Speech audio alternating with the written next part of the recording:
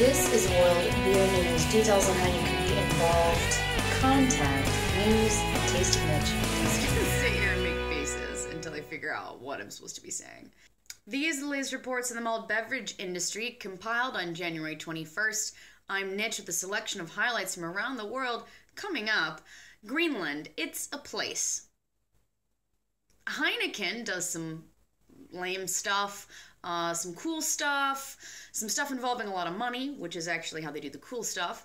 We also ask some important questions like, what kind of beer does Ghandi drink? And for that matter, what beer does Tom Hiddleson drink? Important questions. All of that coming up, important top trending global stories right here, compiled for your viewing pleasure. Starting now. Did you know? Beer is the third most consumed drink after water and tea.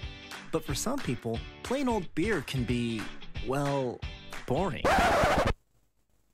Instead of trying different beer styles from the vast and highly flavorful range of beers available on planet Earth, former tech executive Liz Nago started cerveza mixers to carve a new space in the ever-growing global beer market with a product that is meant to expand the flavor profiles offered by beer. Oh, so this was actually brought to my attention because there was a news release pointing out that Cerveza Mixers Incorporated is expanding its distribution reach through Amazon.com. Why make fruited IPAs anymore, people, when you could just add a Cerveza Mixer to your Corona, a fruity one? Huh? The future, folks, it's upon us.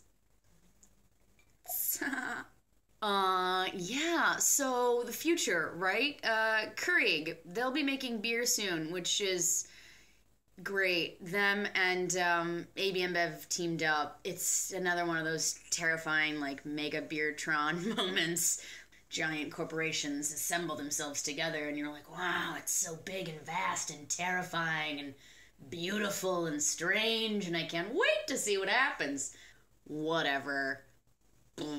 According to CNET, this could be the countertop brewing bot we've all been waiting for. This one, not the other one. Highlights. It keeps the process authentic and looks to be the most brainless beer-making robot we've seen yet.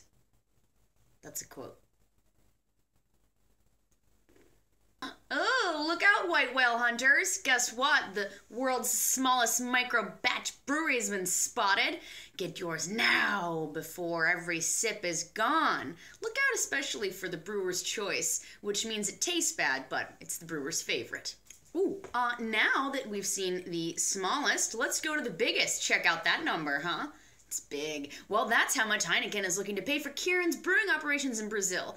Kirin actually hasn't been in Brazil very long, like 2011, so doesn't really make that much of a difference, but those numbers, huh? Think of how much specialty malt you could buy at that amount. I mean, the Great Plains Project, have you heard of this? $35,000 grant that they got from the Brewers Association this year.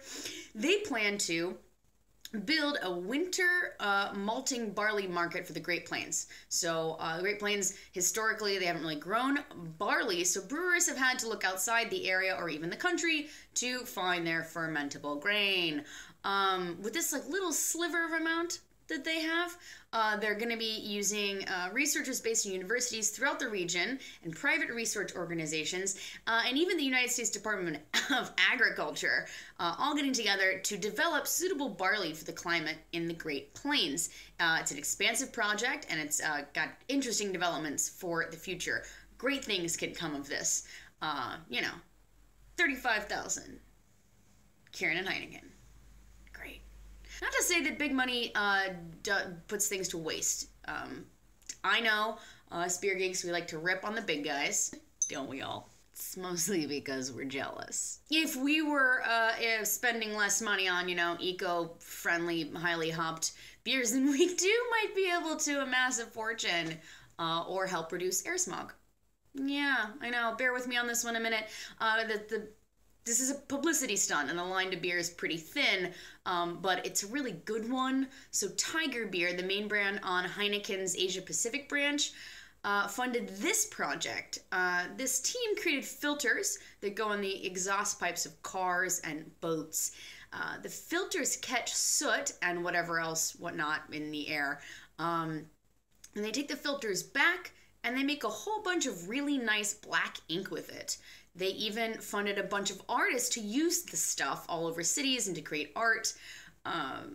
It's a great idea, and if it weren't for, you know, the money of the brand, of this brand, trying to elevate the image of this brand, then the money wouldn't have been given to this team of honest people. I don't actually know them personally. I don't know if they're good people. They may be dicks, but what they created is pretty cool, so respect.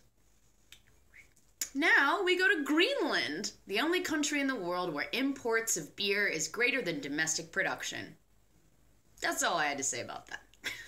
But while we're up in the north, let's look at some more weird injustice. This is unbelievable. A man in Iceland was convicted of brewing alcohol stronger than 2.25%, and he was fined about $8,000. The berries in question that he put into a bag, these ones. They fermented. Some police came. They were like, what are these fruit in a bag? It's alcohol. And he said, whoa, or natural. Popular culture news. Tom Hiddleson refers to dirty beer and the celebrity pop culture writers are baffled. What is dirty beer? Is it Guinness and coffee? Is it this extremely low-rent dirty martini made out of Bud Light, olives, and salt? Maybe. I don't know. Whatever it is, this Spin magazine should start telling everyone that they should drink, maybe you know what it is, dirty beer. It doesn't really matter. What beer did Ghandi prefer?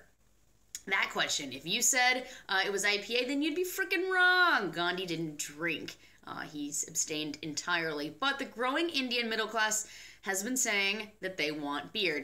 According to All India Brewing Association, craft beer sales are growing at 20% year to year, with over 80 microbreweries now in operation, compared to just 2 in 2008. I'll rewind that a minute. 20% growth. That's nice. Now, all of India has 80 microbreweries, compared to in 2008 when they had 2. So there's a fun fact. Ooh, one more thing. Over in up in Norway, Tony Yates sent this story over, which he has a great homebrewing and beer channel. You should definitely freaking check out.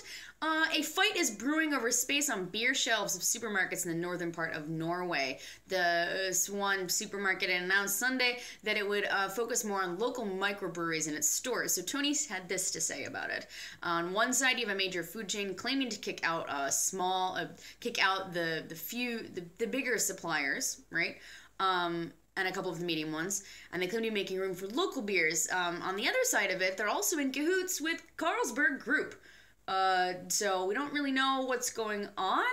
Maybe they're just clearing shelf space for more like Carlsberg crafty brands. So we'll continue to follow up on that. That's all for me, folks. I'm going to leave you with a video of beer being poured into a hot frying pan, because what? Mesmerizing. I wish that all of you were to have a fantastic next week. You know, just full of bubbles and education, conscious consuming, knowledge spreading. To spread the knowledge. Do share this video. Make sure you subscribe, because that's important. That's how the channel stays alive. That and Patreon. All of it here. And it's from me to you. Beer friends forever. So until next week, merci. Au revoir. Yeah, genius. But also don't care.